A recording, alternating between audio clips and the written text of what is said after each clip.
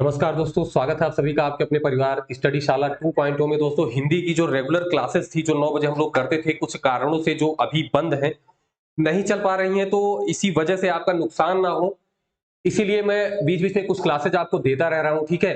तो लेकिन कल आपका एक हिंदी का टेस्ट होगा, जो पहले की क्लासेज है, ठीक है? जो मैंने करा दिया है, उसके लिए हिंदी का एक टेस्ट होगा।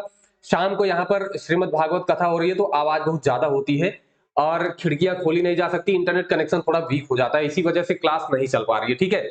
लेकिन कल दिन में ही आपको एक क्लास मिल जाएगी जो वर्ण विच्छेद की है, ठीक है? वो अपलोड मैं कर दूँगा और शाम को मैं आपको एक टाइम बता दूँगा, कल ही वो टाइम बता दूंगा जो कि थोड़ा जल्दी होगा, लगभग 4 बजे के आसपास का होगा, कल शाम वाला 4 बजे, ठीक है? उसी टाइम पर मैं कोशिश करूंगा कि आपका एक टेस्ट ले लिया जाए। आप लोग चैनल पर देख लीजिएगा और नोटिफिकेशन वैसे भी मिल जाएगा, टेलीग्राम भी ज्वाइन करके देख लीजिएगा, वहां पर आपको नोटिफिकेशन मिल जाएगा।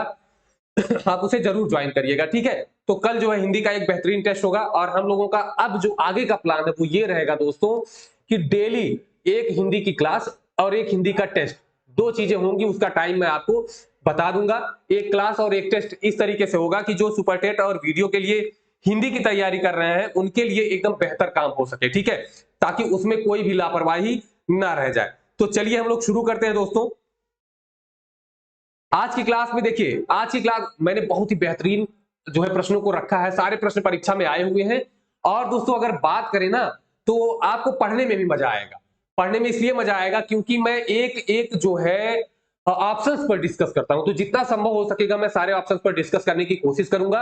आप लोग बिल्कुल एकदम इत्मीनान से सारे क्वेश्चंस को देखिएगा, लास्ट तक वीडियो को देखिएगा। उम्मीद करता हूं कि आपको बहुत सारे चीजें तैयार होने वाली है। इन 40 से 43 प्रश्नों के अंदर आप कम से कम 60-70 चीजें समझने वाले हैं, ठीक है? और बाकी अगर क्लास पसंद आए तो लाइक जरूर करिएगा। मैंने शुरू में थोड़ा ज्यादा बातें कर ली हैं, तो अब हमें लगता है कि क्लास हम लोगों को बहुत ही अच्छे से शुरू कर लेनी चाहिए। आपको क्वेश्चंस दिख रहे होंगे, ज्यादातर क्वेश्चंस के आंसर आप जानते भी होंगे, लेकिन जो ऑप्शंस है उनको समझना है थोड़ा सा। तो हम लोग एक एक करके देखते हुए चलते हैं। देखिए, पहला है दोस्तों, हाँ, चलिए पहला आपका जो वाणी द्वारा व्यक्त न किया जा सके, ठीक है? तो यहां पर देखिए, इसका उत्तर तो हो जाएगा अनिर्वचनीय। माने नहीं, निर्वचनीय माने क्या हो जाएगा? अनिर्वचनीय। तो इसका मतलब ये हो जाएगा कि जो वचन से नहीं बताया जा सके तो वो क्या हो जाएगा? अनिर्वचनीय। मतलब जो वाणी से न बताया जा सके। आत्म साक्षात्कार मतलब अपने आप को खुद का साक्षात्कार लेना।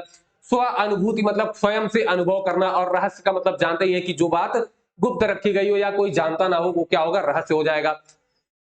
अगला है पूरब और उत्तर के बीच की दिशा, मोस्ट इंपॉर्टेंट। इसके बारे में आपसे प्रश्न पूछा भी जा सकता है, तैयार रहिए इस चीज को लेकर के। देखिए, मैं आपको यहां पर बना के दिखा रहा हूं, आप एकदम तेजी से इसको अपनी कॉपी पे नोट कर जाइएगा। ये है आपका पूरब, ये है आपका पश्चिम, ये है उत्तर और ये है दक्षिण। ये तो आप जानते ही है, 10 दिशाएं होती हैं। कौन कौन सी मैं बता रहा हूं। ये देखिए, इसको आप क्या कहते हैं? पश्चिम। ये देखिए होता है पूरब और ये उत्तर लिखना था, मैंने क्या लिख दिया, थोड़ा सा गलती हो गई, रुकिए। ये है उत्तर, ये है पश्चिम, ठीक है? तो ये होता है दोस्तों, ये पूर्वोत्तर आप कहते हैं, है ना? तो पूर्वोत्तर को क्या कहा जाता है यही तो आपको समझना है। इसे कहते हैं ईशान, ठीक है? ईशान कहते हैं। ये वाली जो दिशा होगी ये क्या है? उत्तर पश्चिम। उत्तर पश्चिम की दिशा को आप कहते हैं वायव्य। क्या कहा जाता है? वायव्य। ये जो है दक्षिण पश्चिम की दो जो दिशा होती है इसे कहते हैं नैऋत्य। क्या कहते हैं? नैऋत्य। और ये वाली जो दिशा होती है इसे कहते हैं दोस्तों आग्नेय। क्या कहते हैं? आग्नेय। जब घर वर में वास्तु के हिसाब से घर बनता है तो दक्षिण, जो ये पूरब दक्षिण की दिशा होती है या दक्षिण पूर्व की जो दिशा होती है, किचन जो आपका बनता है वहीं पर बनता है ना? तो ये आग्नेय दिशा मतलब अग्नि की दिशा होती है, इसीलिए वहां पर किचन बनाया जाता है। आपसे क्या पूछा है? पूरब और उत्तर, मतलब पूरब और उत्तर के बीच की दिशा कौन सी हो जाएगी? ईशान हो जाएगी। राइट आंसर ईशान हो जाएगा। अब यहां पर देखिए, अग्निकोण मतलब अग्नि वाली दिशा, मतलब आग्नेय हो जाएगा, ठीक है? उदीची मतलब होता है उत्तर, दक्षिण के सामने की दिशा इसको कहते हैं उत्तर हो जाएगा ये भी। प्राची मतलब होता है पूर्व। तो डन है। ऐसे ही हम लोग डिस्कशन करने वाले हैं, ये आपके समझ में आ गया होगा। चलिए, नेक्स्ट हमारा क्वेश्चन है 53। जो अच्छे कुल से उत्पन्न हुआ हो, जो अच्छे कुल में उत्पन्न हुआ हो, ये तो आपको पता ही है क्या होते हैं? कुलीन होते हैं। बाकी मैं यहां पर बाकी की बातों पर नहीं, कृपण माने होता है कंजूस, ये आप याद रखेंगे। अगला है जिसका जन्म कन्या के गर्भ से हुआ हो। ठीक है, तो क्या हो जाएगा दोस्तों, जिनका जन्म कन्या के गर्भ से होता है वो होते हैं कानीन। क्या होता है दोस्तों, वो कानीन होता है। और कन्या पुत्र, देखिए ये कोई शब्द इस तरीके से आपको नहीं मिलेगा वाक्यांश के लिए एक शब्द में। और कुमारी सुत, कुमारी सुत का जहां तक मैं जानता हूं अर्थ होगा कि मतलब विवाहित स्त्री ना हो, जो कन्या वो विवाहित ना हो, उसके पहले ही पुत्र हो तो वो कुमारी पुत्र सुत होता है वैसे, ठीक है। बाकी नेक्स्ट हमारा क्वेश्चन है, हवन में जलाने वाली लकड़ी को क्या कहते हैं, इंपॉर्टेंट है, कई बार पूछा गया है। क्या कहते हैं, देखिए ये आरओ में पूछा जा चुका है। इसको कहते हैं समिधा। क्या कहते हैं, समिधा। वन काष्ठ मतलब वन की लकड़ी। हवन की सामग्री क्या होती है, हवन सामग्री होती है। और सूखी हुई लकड़ी होती है शुष्क काष्ठ। अगला दोस्तों आपका है प्रश्न, देखिए सत रज व तम ये तीनों गुण होते हैं, इनसे जो परे होगा, सत रज और तम से जो परे होगा उसे क्या कहेंगे, तो ये तीनों गुण होते हैं, तो जो इन गुणों से परे होगा वो क्या होगा, गुणातीत होगा। क्या होगा, गुणातीत होगा, ठीक है। गूढ़ोक्ति, गूढ़ोक्ति ये उत्तर सही हो गया आपका ये वाला। गूढ़ोक्ति क्या होता है, मतलब बहुत गूढ़ के बाद बारे में कही गई उक्ति जो होती है, गूढ़ोक्ति होती है। बहुत गूढ़ उक्ति जो कही जाती है वो होती है गूढ़ोक्ति। देखिए सारे पर डिस्कस करने में थोड़ा सा ज्यादा समय लग जाएगा, तो थोड़ा थोड़ा हम लोग आगे बढ़ते रहेंगे, ठीक है। चलिए बाकी मैं आपको इंपॉर्टेंट इसका एक वीडियो बना के दूंगा, एक एक में कम से कम 40-40, 50-50 आपको मैं एक एक वन लाइनर रिवाइज कराऊंगा, ठीक है, ताकि आपके वीडियो सुपर टेट में एक भी क्वेश्चन आपका गलत ही ना हो। अगला है आधी रात का समय। तो आधी रात का समय क्या होता है दोस्तों, देखिए यहां पर तीनों के अर्थ आप समझ लीजिए। जब तक आप तीनों के अर्थ नहीं समझेंगे तब तक आपको चीजों को समझने में जो है दिक्कत होने लगेगी, ठीक है। देखिए सरवरी का मतलब होता है रात, क्या होता है, रात होता है, ठीक है। और बात करें विभावरी का मतलब होता है तारों भरी रात, क्या होता है, तारों भरी रात होता है। निशा का मतलब भी रात होता है, और निशीत का मतलब होता है आधी रात या अर्धरात्रि। तो आपका उत्तर कौन सा, डी वाला सही हो जाएगा, राइट आंसर। अगला है कमल से युक्त जलाशय। क्या लिखा है दोस्तों, कमल से युक्त जलाशय। तो कमल से युक्त जलाशय आप समझिए, सरोवर मतलब होता है तालाब, ठीक है। सतदल मतलब होता है कमल। और नीरज, नीरधन ज, जिसका जन्म किसमें होता है, जल में जन्म लेने वाला, नीरज मतलब कमल हो जाएगा। पद्माकर जो होता है ना, ये होता है कमल से भरा हुआ जलाशय। क्या होता है, कमल से भरा हुआ जलाशय, ठीक है। तो ये क्या हो जाएगा आपका, पद्माकर हो जाएगा। मतलब आपका उत्तर क्या हो जाएगा, डी वाला राइट आंसर हो जाएगा इसका। अगला है 59, जिसका अनुभव किया गया हो, मतलब अनुभव किया जा चुका हो, तो वो हो जाएगा आपका अनुभूत। क्या हो जाएगा, अनुभूत। अनुभवी मतलब जिसने बहुत अनुभव, जिसके पास बहुत ज्यादा अनुभव हो, अनुभवी हो जाएगा। अनुभव योग्य मतलब जो अनुभव करने के योग्य हो, और अनुभाव्य मतलब का होता है जो अनुभव करने के योग्य हो। तो ये भी और ये भी दोनों एक ही चीजें हैं। उत्तर आपका क्या है, अनुभूत, जो अनुभव किया गया हो। नेक्स्ट है जो बनावटी हो, ठीक है। बनावटी का मतलब क्या होगा दोस्तों, ये होगा कृत्रिम, ठीक है। मतलब मानव ने जो बनाया हो कृत्रिम, और जो प्रकृति ने बनाया हो प्राकृतिक, और वही होता है नैसर्गिक। तो ये भी आप याद रखेंगे, ठीक है। अब इसको मैं थोड़ा सा जूम कर देता हूं ताकि आपको अच्छे से दिखने लगे, ठीक है। चलिए आई थिंक अब ये थोड़ा सा और जूम करने लायक है अभी। चलिए इतना सही है, इतने पे आपको दिखेगा, ठीक है। अब 61वां हमारा प्रश्न है, किसी भी पक्ष का समर्थन नहीं करने वाला। अब यहां यहीं पर लोग गलत करेंगे। देखिए ये क्वेश्चन मैं श्योर कह सकता हूं कि आप भी देख रहे होंगे, तो आपका उत्तर कौन सा लग रहा होगा। जितने भी हमारे साथी उत्तर दे दे, इसमें जो माना गया है उत्तर वो भी मैं बताऊंगा, क्यों माना गया ये भी बताऊंगा। देखिए पहले मैं एक एक को डिस्कस कर लेता हूं। देखिए निरापद का मतलब होता है कि लाभ या हानि, किसी का भी डर ना हो, ठीक है। किसी अनर्थ का या लाभ का, हानि का कोई डर ना हो, मतलब हानि का या अनर्थ का डर ना हो, ठीक है। हानि या अनर्थ का डर ना हो। निष्पक्ष का मतलब क्या होता है, रुकिए थोड़ा इसको पतला करूं पहले। चलिए निष्पक्ष का क्या मतलब होता है, देखिए यही दोनों में है दिक्कत। निष्पक्ष का अर्थ होता है जो किसी का पक्ष ना लेता हो। क्या हो, जो किसी का पक्ष ना लेता हो, या जो निष्पक्ष भाव से न्याय करता हो, वो निष्पक्ष होगा। लेकिन तटस्थ का मतलब ये होता है ना कि आप बता तो रहे हैं लेकिन ना इनके पक्ष में है ना उनके पक्ष में है, ठीक है। मतलब किसी भी पक्ष का आप समर्थन तो नहीं कर रहे हैं, लेकिन आप अपनी बातें कह रहे हैं, तो इनके भी नजदीक उनके भी नजदीक, ये हो जाएगा आपका तटस्थ। तो याद करिएगा, किसी भी पक्ष का समर्थन नहीं करने वाला कौन होगा, तटस्थ होगा। ये आपको याद रखना है दोस्तों। और ये होगा दत्त चित्त। क्या होता है, जिसने किसी विषय को अपना मन दे दिया हो, अपना चित्त जो है लगा दिया हो किसी विषय में, वो होता है दत्त चित्त, जिसने किसी विषय में अपना मन लगा रखा हो। युयुत्सु, देखिए इंपॉर्टेंट चीजें हैं ये। युयुत्सु की बात करते हैं, देखिए दो चीजें होती है, एक है युयुत्सा और एक है युयुत्सु।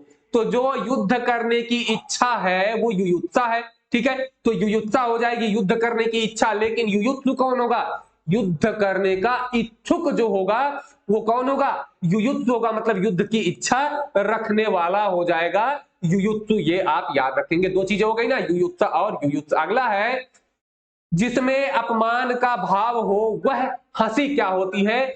तो देखिए हंसी, जो मैं आपको हंसी बता दे रहा हूं, उपहास और परिहास, इसी में आप कंफ्यूज होंगे। परिहास और उपहास में बता दे रहा हूं। परिहास का मतलब होता है कई लोग आपस में बैठ जाएं और किसी बात को लेकर के हंसी मजाक करें।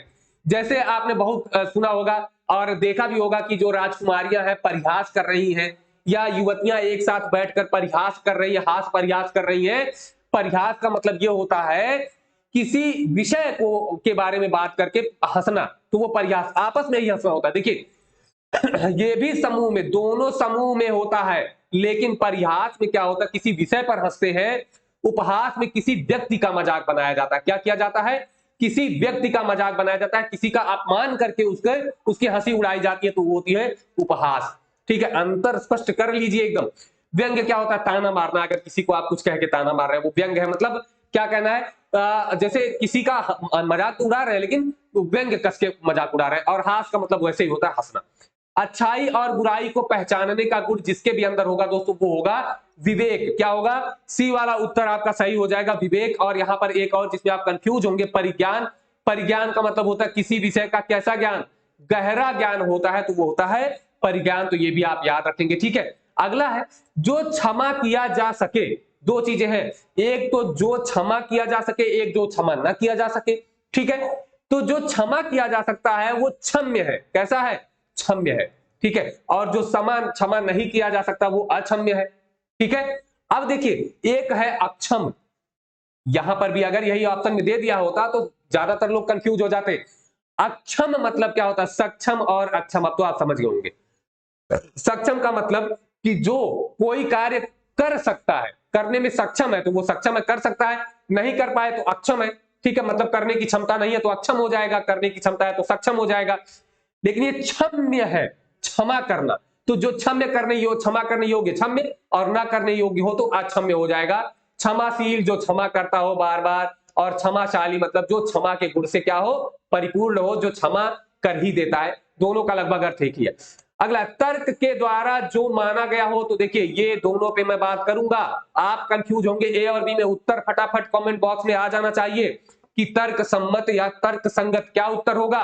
बाकी मैं आपको बता रहा हूं कि इसमें क्या क्या हो सकता है। देखिए तकानी मतलब होता है तगादा करना, जो उधार उधार होता है उसका तगादा किया जाता है। तटस्थ का मतलब आपने अभी देखा कि क्या होता है। तटस्थ का मतलब कि जो निष्पक्ष, किसी भी पक्ष का समर्थन ना करता हो, वो क्या हो जाता है? वो हो जाता है तटस्थ, ठीक है। अब देखिए इसमें तर्क के द्वारा जो माना गया, जो तर्क के अनुसार हो वो तर्क संगत, लेकिन जो तर्क के द्वारा माना गया हो वो तर्क सम्मत। मतलब इसका ए वाला उत्तर सही होगा, ठीक है। तर्क संगत, जो तर्क के संगत हो या तर्क के अनुसार हो वो तर्क संगत, और जो तर्क के द्वारा मान लिया गया हो वो तर्क सम्मत। मतलब सम्मत मतलब सहमति बन गई, तर्क से सहमति बन गई तो मान लिया गया। और अगर तर्क के अनुसार कोई चीज हुई तो तर्क संगत। अंतर समझ के चलिए। इसीलिए मैं कहता हूं दोस्तों कि आप जब खुद से हल करेंगे तो उसमें, और मैं हल कराऊंगा तो उसमें जमीन आसमान का अंतर हो जाता है। अब देखिए थोड़ा खर्च करने वाला तो क्या हो जाएगा? अल्प व्ययी, ठीक है, या मित व्ययी, तो ए वाला उत्तर सही। अल्प क्रयी मतलब कम खरीदने वाला, अल्पा के मतलब कम जानने वाला, अमूल्य मतलब जिसका कोई मूल्य ही ना हो। अगला है 68, दूसरे के स्थान पर काम करने वाला। वाह, ये भी बढ़िया है। देखिए एक है स्थानापन्न और एक है स्थानांतरण, ठीक है। तो स्थानांतरण का मतलब क्या होता है? आप देखिए शिक्षा विभाग में स्थानांतरण होता है ना, तो क्या होता है? एक स्थान से दूसरे स्थान पर जाना, मतलब बदल लेना, तो वो होता है स्थानांतरण, ठीक है।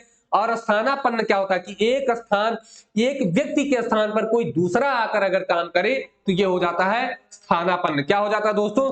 स्थानापन्न हो जाता है। और बात करें अपुस्थान, अपुस्थान का अर्थ होता है कि अगर एक ही जगह पर कोई ठहरा हुआ है, रुका हुआ है, तो होता है अपुस्थान। ये अर्थ समझिएगा आप अलग अलग, ठीक है। तो स्थानापन्न और स्थानांतरण का अंतर समझ में आ गया होगा। स्थानांतरण मतलब एक जगह से दूसरी जगह चला गया हो, स्थान बदल गया हो, एकदम अंतरण हो गया हो, और स्थानापन्न मतलब एक की जगह पर कोई दूसरा आके कार्य कर रहा हो, ठीक है। आगे देखिए 69 है, दिए गए अनेक शब्दों के लिए उपयुक्त शब्द पहचानिए। 25 वर्ष पूरा करने के उपलक्ष्य में होने वाला उत्सव। वेरी वेरी नाइस, ठीक है। बाहर की आवाजें कुछ आ रही होंगी, थोड़ा सा इग्नोर करिएगा। देखिए यहां पर दिया है स्वर्ण जयंती 50 वर्ष पूरा होने पर मनाया जाता है। वीर जयंती वीरों की जयंती है, कांस्य जयंती नहीं मनाई जाती है। रजत जयंती मतलब 25 वर्ष पूरे करने पर रजत जयंती। और मैं बता दे रहा हूं 75 वर्ष पूरा होता है, इसे कहते हैं हीरक जयंती। और 100 वर्ष पूरा होता है तो इसे कहते हैं शताब्दी, ठीक है। चारों याद करिएगा, 25, 50, 75 और 100। तो आपका उत्तर क्या है? 25 वर्ष वाला मतलब रजत, मतलब डी वाला उत्तर राइट हो जाएगा। चलिए 70वां प्रश्न, जो स्त्री सूर्य भी ना देख सके उसे क्या कहेंगे? तो वो दोस्तों क्या हो जाएगी? असूर्य पस्या। क्या हो जाएगी? मतलब नहीं, सूर्य मतलब सूर्य को, पस्या मतलब देख पाती हो, जो सूर्य को नहीं देख पाएगी, असूर्य पस्या। विदुषी मतलब जो विद्वान स्त्री हो, विदुषी। अलक्ष्या, देखिए जिसका लक्ष्य ही ना हो अलक्ष्या होता है। और शास्त्राज्ञा क्या हो जाएगा? शास्त्राज्ञा का अर्थ होता है वह स्त्री जो शास्त्रों को जानती हो। देखिए शास्त्रज्ञ क्या होगा? पुरुष, और शास्त्राज्ञा क्या होगी? स्त्री जो शास्त्रों को जानती हो। शास्त्र, देखिए शास्त्र धन ज्ञा, और स्त्री है तो स्त्रीलिंग, तो शास्त्राज्ञा क्या होगा? जो स्त्री शास्त्रों को जानती हो। अगला है सारी पृथ्वी के राजा। तो ये आपको पता है कि चक्रवर्ती महाराज पधार रहे हैं, तो चक्रवर्ती कौन हो जाएगा?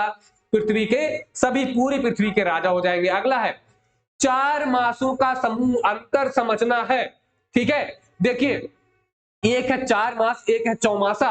तो देखिए 4 मास तो मतलब हो गया 4 महीने, लेकिन मासा मतलब महीनों वाला। क्या होगा? महीनों वाला। तो चौमासा मतलब 4 महीनों वाला कौन हो जाएगा? चौमासा। तो 4 महीने का समूह हो जाएगा। जैसे चौराहा, अगर आप कहें चौराह तो 4 राह, चौराहा मतलब 4 राहों का समूह हो जाएगा चौराहा। चौमासा ऐसे ही चौमासा, ठीक है। अगला 4 पैरों वाला। तो ये देखिए 4 पैर नहीं होगा, चतुष्पद। क्या हो जाएगा? चतुष्पद हो जाएगा। और चौराहा मतलब 4 रास्तों वाला चौराहा हो जाएगा। अगला है 75, जो इंद्रियों की पहुंच से बाहर हो, मतलब उससे परे हो, अतीन्द्रिय हो। मतलब क्या होगा? या इंद्रियों के परे मतलब इंद्रिया अतीत हो। अतीत जैसे जब ये लग जाए, अतीत लग जाए तो समझ लीजिए कि बाहर चला गया है, परे हो गया है। तो इंद्रियातीत आपका सही हो जाएगा। या अतीन्द्रिय अगर दिया होता तो भी यही होता अर्थ। इंद्रियातीत हो या अतीन्द्रिय हो, दोनों का अर्थ एक ही होता है कि इंद्रिय से परे चला गया हो, ठीक है। इच्छाधारी, जो अपनी इच्छा के अनुसार रूप बदलता हो। इंद्रिय जीत, देखिए वैसे तो होता है जितेंद्रिय। क्या होता है? जितेंद्रिय होता है, मतलब जिसने इंद्रियों को जीत लिया हो वो इंद्रिय जीत होगा। एक होता है इंद्रजीत, ठीक है। जिसने इंद्र को जीत लिया हो मतलब मेघनाथ। तो ये भी आप अंतर स्पष्ट कर लीजिएगा, ठीक है। इंद्रिय निग्रह का मुझे अभी याद नहीं आ रहा है, तो मैं ये आपको जब वाक्यांश के लिए एक शब्द के लिए अलग से वीडियो दूंगा तो उसमें दे दूंगा, ठीक है। जो आंखों के सामने हो के लिए एक शब्द क्या है? तो मैंने कल की वीडियो में भी बताया था, मतलब पिछली वीडियो जो वाक्यांश के लिए एक शब्द वाली थी उसको आप जरूर देखिएगा, ठीक है। जो आंखों के सामने हो उसे क्या कहेंगे? प्रति धन अक्ष, प्रत्यक्ष। मतलब क्या हो जाएगा? आंखों के सामने मतलब प्रत्यक्ष। क्या हो जाएगा?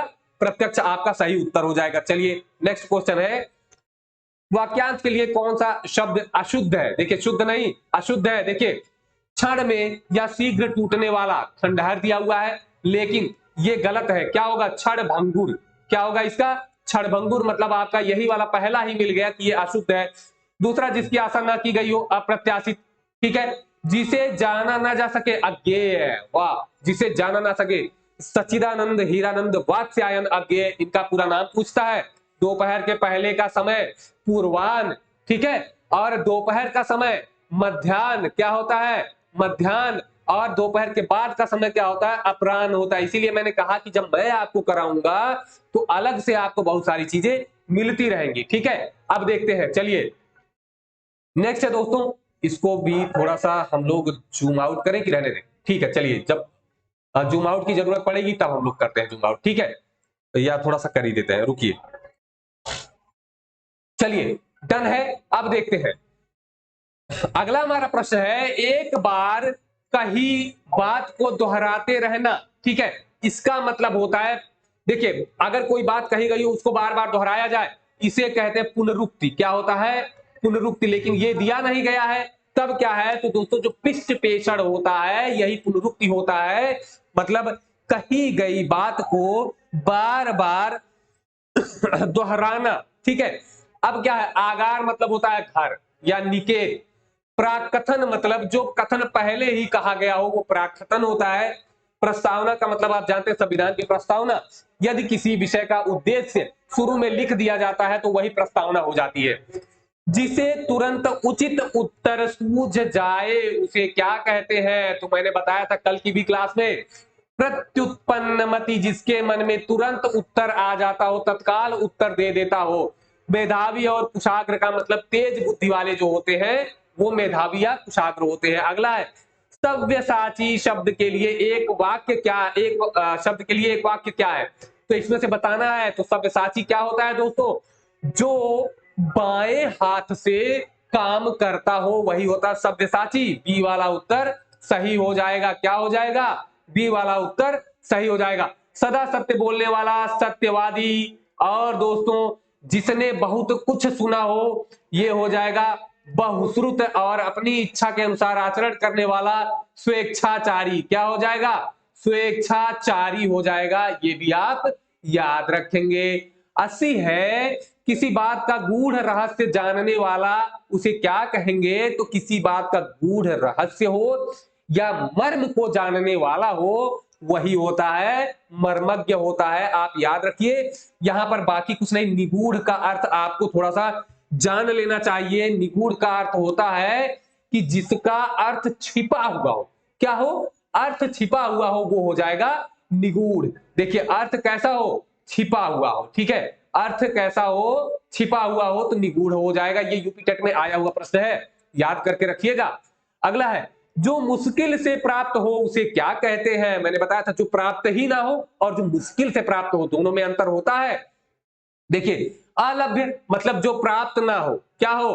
प्राप्त ना हो, अलभ्य। सुलभ जो बहुत आसानी से प्राप्त हो जाए, सुलभ। और दोस्तों दुर्लभ, दुर मतलब होता है कठिन, जो कठिनता से प्राप्त हो उसे क्या कहेंगे? दुर्लभ कहेंगे। ठीक है, मतलब कि जो मुश्किल से प्राप्त हो। सी वाला उत्तर आपका राइट आंसर हो जाएगा। ठीक है, अगला, अवसर के अनुरूप बदल जाने को क्या कहते हैं? तो अवसरवादी कहते हैं उसे जो अवसर के अनुरूप बदलता हो, अवसरवादी हो गया।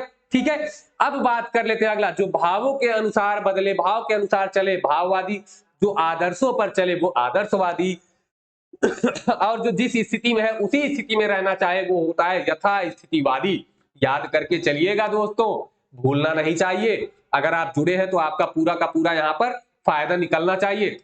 भूमि के अंदर की जानकारी रखने वाले को कहा जाता है, क्या कहा जाता है? भूमि के अंदर मतलब भूमि के गर्भ में, वेत्ता मतलब जानकार। तो भूगर्भ वेत्ता मतलब भूमि के गर्भ का जो जानकार होता है वो भूगर्भ वेत्ता होता है। पूरा तत्ववेत्ता जो पूरा प्राचीन तत्व मतलब विषय या वस्तुओं के बारे में, वेत्ता मतलब जानकारी रखता हो, जो प्राचीन वस्तुओं के बारे में जानकारी रखता हो, खोज करता हो, पूरा तत्ववेत्ता जानकारी रख।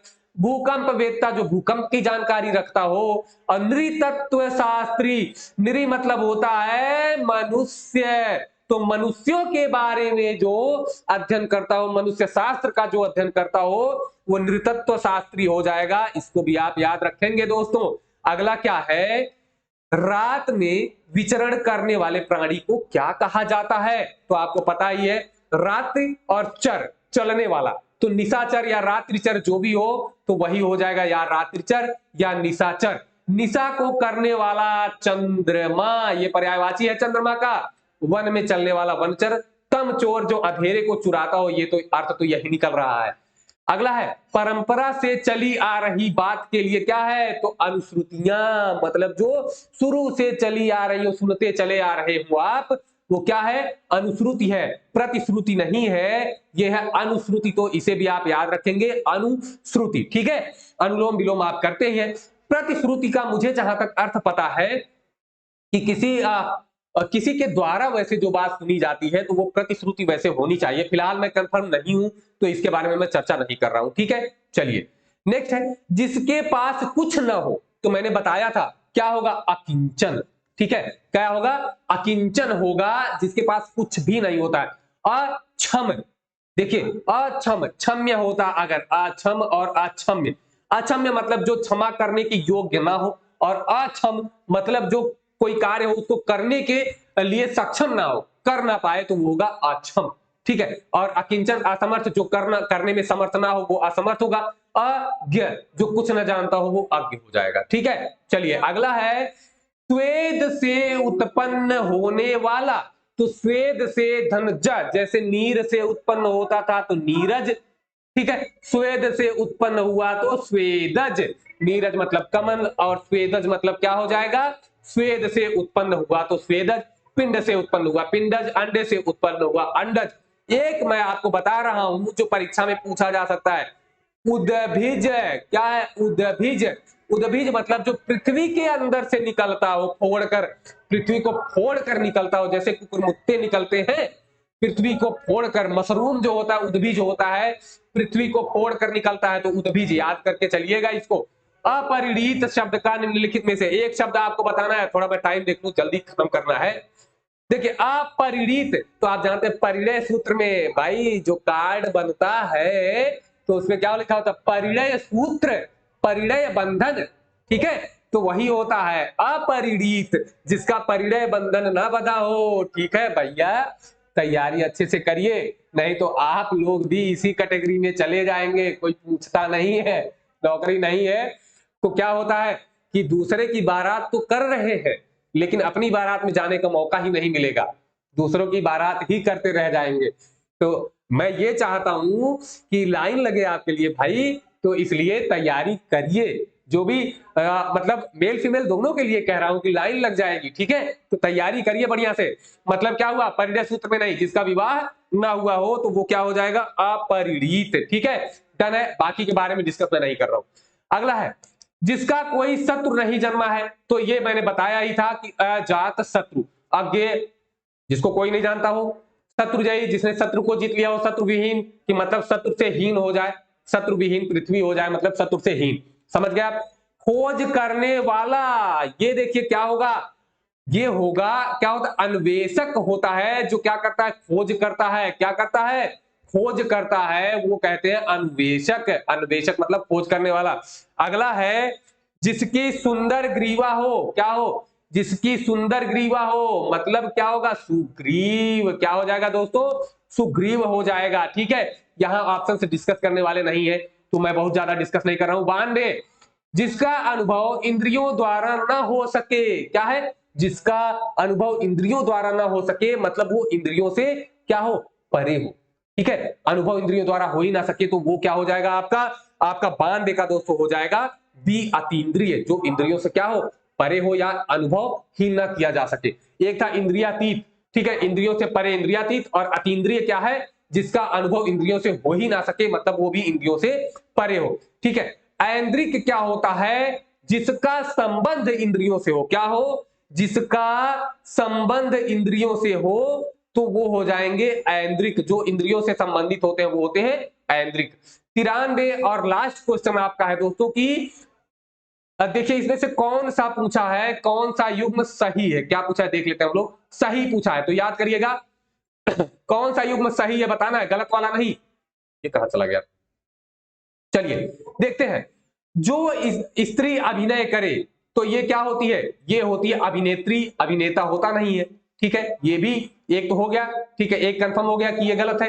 अगला क्या है, जो व्याकरण जानता हो, व्याकरणीय नहीं, वो होता है वैयाकरण, क्या होता है, वैयाकरण। और व्याकरणाचार्य, जो व्याकरण का आचार्य हो वो व्याकरणाचार्य होता है, जो व्याकरण जानता हो वो व्याकरण होता है। दोनों में अंतर आप समझिएगा। व्याकरणाचार्य होता है कि वो उसने व्याकरण पढ़ के पढ़ा दिया, वैयाकरण क्या होता है कि जो व्याकरण को ही जानता है। महर्षि पाणिनि जो थे वो व्याकरणाचार्य नहीं थे, वो वैयाकरण थे, उन्होंने व्याकरण को बनाया, ठीक है। आंखों से परे जो हो मतलब जो आंखों से दिखता ना हो तो ये क्या होगा, आंखों से परे, ये तो क्या हो जाएगा दोस्तों, ये होना चाहिए अप्रत्यक्ष, है ना। अप्रत्यक्ष मतलब यही वाला है क्या उत्तर, मतलब आपका सी वाला ही जो सही युग्म का चयन, अरे ठीक है, सही युग्म का चयन करना था भाई, हम लोग कंफ्यूज हो रहे हैं। अप्रत्यक्ष मतलब ये भी गलत है, ये भी गलत, ये भी गलत। लौट कर आया हुआ तो प्रत्यागत जो होता है कि कहीं गया हो लौट कर वापस चला आया हो, ये होता है प्रत्यागत, मतलब ये सही है, तो सही वाला हमको खोजना था, तो सही वाला मिल गया। दोस्तों ये रही आज की आपकी क्लास, आपका नुकसान ना हो इसीलिए ये सारी चीजें बार बार आपको दी जा रही है। नेक्स्ट से अगले दिन से पूरी कोशिश होगी कि एक क्लास एक टेस्ट, एक क्लास एक टेस्ट। जितने वीडियो वाले जुड़े हैं उनके लिए भी, जितने सुपरटेट वाले जुड़े हैं उनके लिए 20 नंबर, वीडियो वालों के लिए 50 नंबर, पूरा एकदम फिक्स करने की कोशिश मैं पूरी करूंगा। आप अपनी तरफ से भी मेहनत करते रहिए। कल एक टेस्ट रहेगा जिसका टाइम मैं दे दूंगा आपको टेलीग्राम पर भी और यूट्यूब चैनल पर भी दे दूंगा, वहां पर आपको नोटिफिकेशन मिल जाएगा। तो दोस्तों जितने भी नए होंगे वो चैनल को लाइक, सब्सक्राइब और शेयर जरूर कर देंगे। फिर मिलेंगे, तब तक के लिए नमस्कार, धन्यवाद, जय हिंद।